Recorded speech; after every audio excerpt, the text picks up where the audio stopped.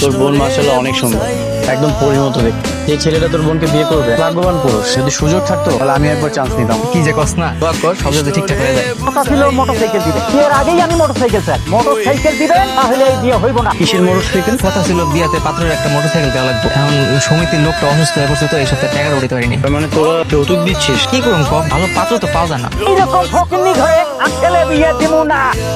ফকিন্নি তো আপনি। এই যুগে নিজের ছেলেকে বিয়ে করানোর জন্য ভিক্ষুকের মতো ভিক্ষা চাইছেন? আমি ভিক্ষুক? হ্যাঁ আমি ভিক্ষুক।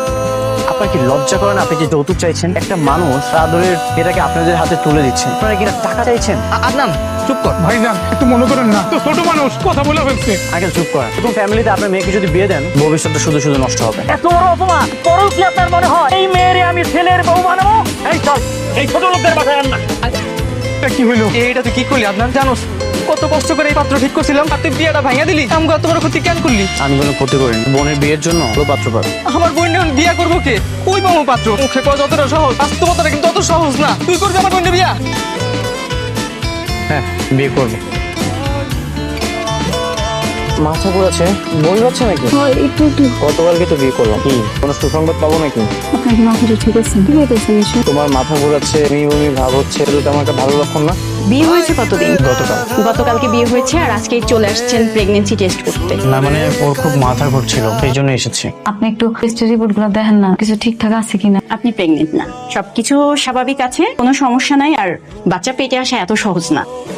দোয়া করো আজকে যেন চাকরিটা হয়ে যায়। চাকরিটা হয়ে গেলে আমাদের অভাবের দিন আর থাকবে না। ইনশাল্লাহ, আমার মন বলতেছে তোমার চাকরিটা হয়ে যেত। ভাই এখানে কোনো চাকরি হবে? না ভাই, এখানে কোনো চাকরি হবে না।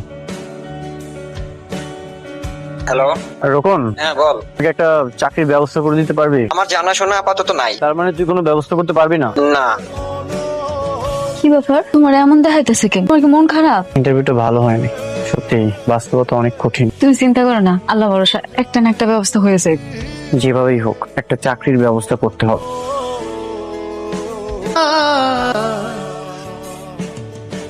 থাক, আর লুকাই দেবো না, দেখছি আমি। পালাবো কেন? তোর এই অবস্থা আদনান, এইসব কাজ করতেছ? তোর বাবা এত বড় লোক, আর তুই আমার বোনকে বিয়ে করে এখন তোর এইসব কাজ করা লাগতেছে। এটা কি হয়েছে? কোনো কাজই তো ছোট না। তাহলে আমি তো ভিক্ষা করছি না। আমার না অনেক খারাপ লাগতেছে তোর এরকম দেখা, আমি আসলে মানতে পারতেছি না। সালমা! দুই বন্ধু দেখে এক লগে, ভালোই হয়েছে। ভাইয়া ভিতরে আয়। না রে সালমা, খামো না, একটা কথা কইতে আইছি। কি কথা ভাইয়া? আজকে আদনানে দেখলাম রড সিমেন্টের কাজ করে সংসারে টাকা ইনকাম করতেছে। আমি দেখে অনেক অবাক হয়েছি। ও কত বড় লোকের ছেলে, ও আবার কোটি কোটি টাকা, ও কিনা সব কাজ করতেছে। তোর এই পরিণতির জন্য আমরাই দায়ী। এই যে বলস, তোরা কেন দায়ী হবে? আপনি একটা কাজ করেন না, আপনি আমার ডিভোর্স দিয়ে আপনার আম্মা আব্বার কাছে চলে আসবেন, ওনারা আপনার ঠিক মাইনা নিব। সালমা কখনো এই কথাটা মুখে নিবে না। আমি মৃত্যুর আগ পর্যন্ত একসাথে থাকবো। যা কষ্ট করা দরকার